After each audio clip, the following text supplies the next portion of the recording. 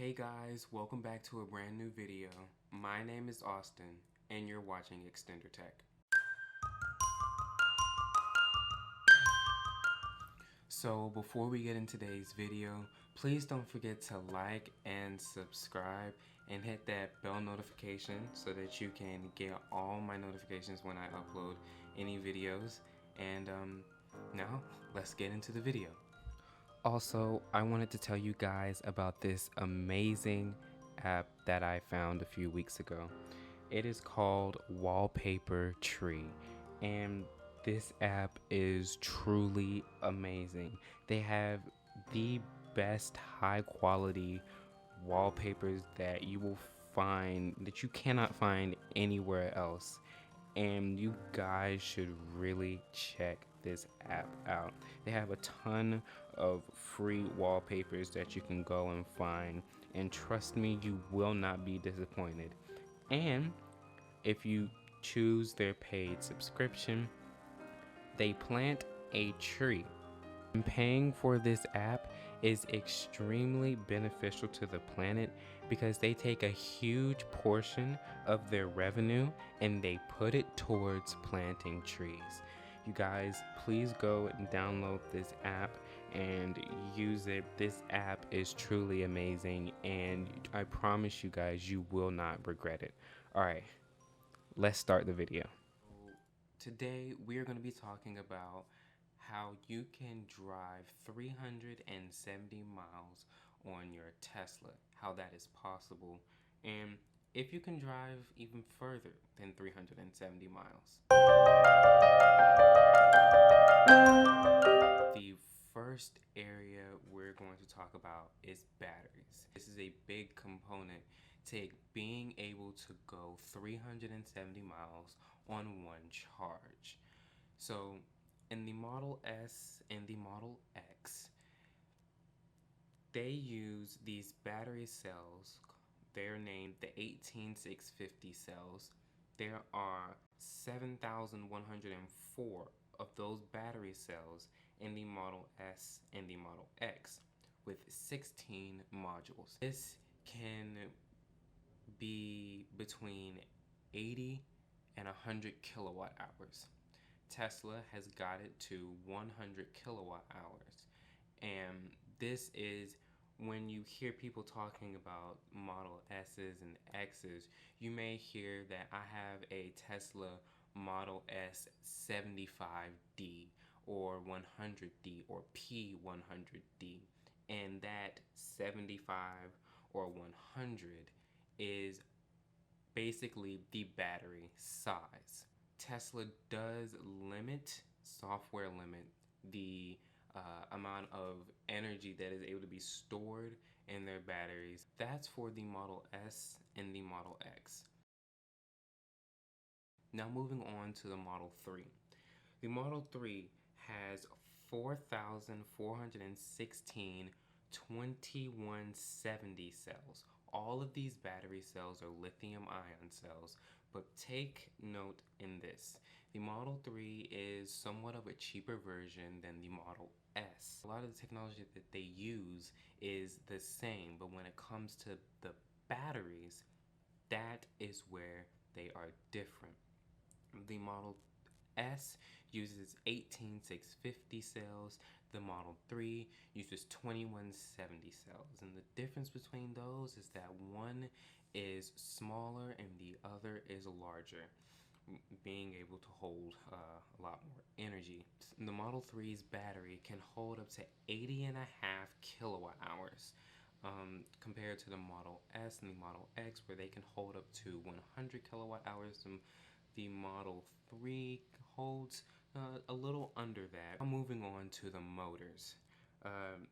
The Model S and the Model X for a very, very long time used AC induction motors. The AC induction motors were the best at the time, with a 93% efficiency rate with the battery pack.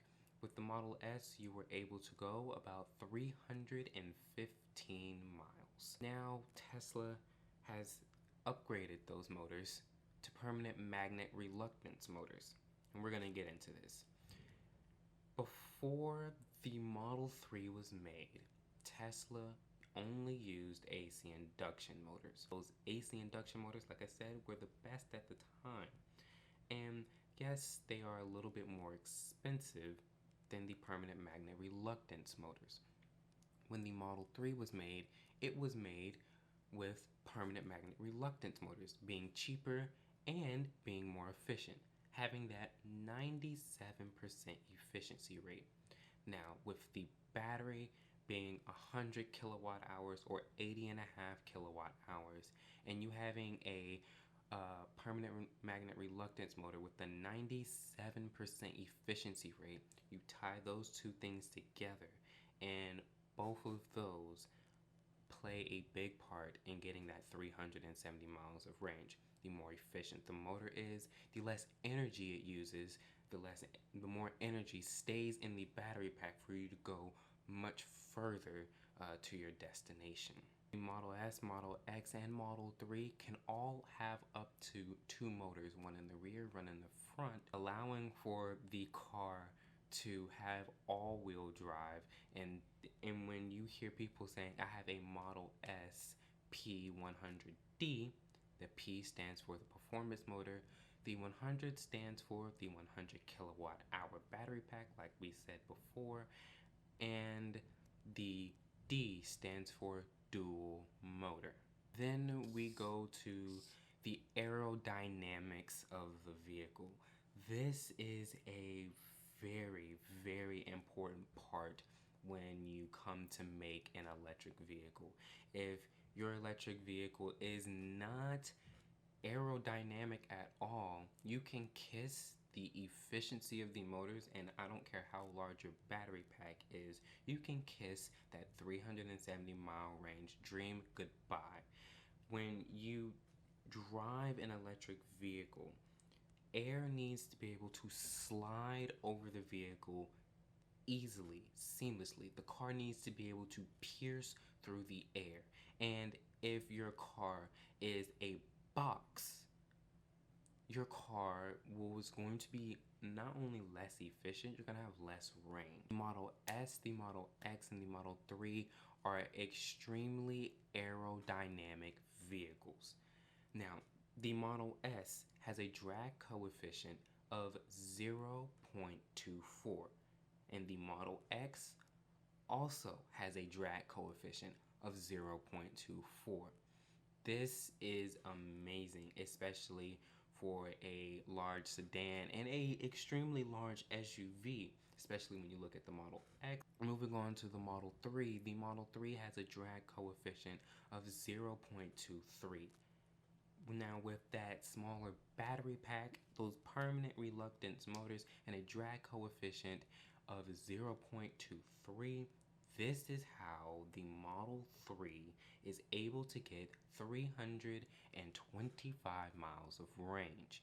Put all of those things together, the battery pack, the permanent magnet reluctance motors, and the drag coefficient, the aerodynamics of the vehicle, this is how Tesla is able to get the 370 mile range for the Model S, the 305 mile range for the Model X, the 325 mile range for the Model 3. This is how Tesla has been able to get those numbers. Now that we have covered how Tesla has been able to get these amazing numbers for their electric vehicles, let's talk about going on a road trip. Going on a road trip that is a lot longer than 370 miles. Let's say you want to take a road trip from Atlanta to New York. This would be an extremely long road trip. It's a 13-hour drive, and it is 864 miles. Much longer than any Tesla can travel on one charge. Now, we're going to talk about two things: how the Model S, Model X, and Model 3 can all three of those cars can get from Atlanta to New York with no problem. The first area we're going to talk about is regen braking. Regen braking happens when you take your foot off the accelerator pedal in an electric vehicle, and the brakes capture the kinetic energy that has been built up by the rotors and the wheels, and it takes that energy, puts it back into the battery pack. Say you went up a hill and you lost 25 miles out of your battery pack, but you didn't drive 25 miles up that mountain. But when you go back down the mountain, you can take your foot off the accelerator. The regen braking is going to capture that energy, and put it back into the battery pack, and you can gain up to 50 miles back. You've gained what you lost and an extra 25 miles, which is going to help you get closer to your destination.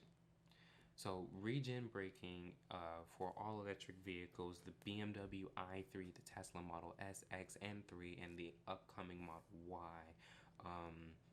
the Audi e-tron, the Hyundai Kona, I believe that's the car.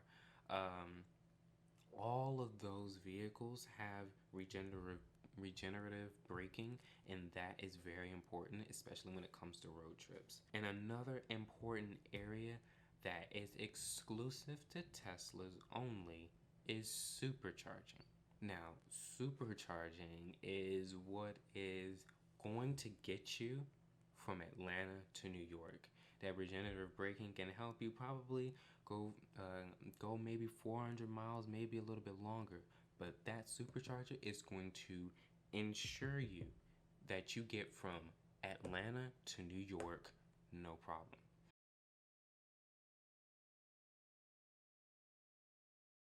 Alright guys, thank you for watching this video. Please don't forget to like and subscribe, and I will see you guys in the next video. Peace.